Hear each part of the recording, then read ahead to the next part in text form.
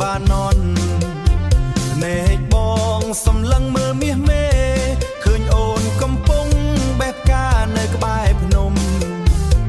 រូបរាងតូចច្រឡឹងធ្វើឲ្យបងភ័ន្តភាំងសក់ខ្លីត្រឹមស្មាញញឹមស្រស់ស្អាតម្លេះណាអោក្រមុំស្រុកបាននន់អូនស្អាតម្លេះទេបងអ្នកស្រុកថ្មគោលចង់សុំស្គាល់មាសមេតើមានម្ចាស់ថែឬអូននៅទំនេរបងលងស្នេហ៍អូនហើយលងស្នេហ៍ក្រមុំបាននន់ចិត្តបងទន់ភុនព្រោះតែវាសនា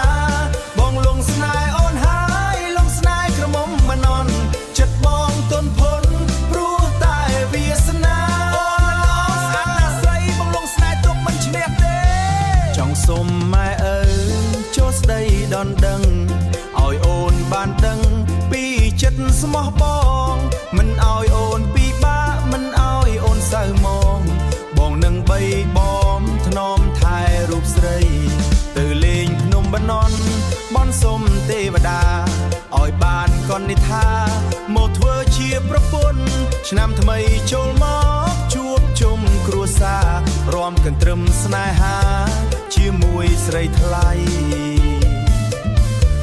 បងលងស្នេហ៍អូនហើយលងស្នេហ៍ក្រមុំបាននន់ចិត្តបងទន់ភុនព្រោះតែវាសនា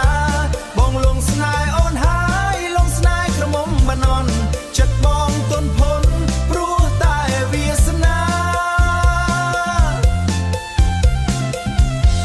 ទោះបីបងក្រក៏បងចិត្តស្មោះមិនមែនកំឡោះចិត្តរាយមាយឡើយឲ្យតែអូនព្រមឆ្លើយមកត្រានត្រើយបងនឹងនាំអូនទៅជួបម៉ែឪ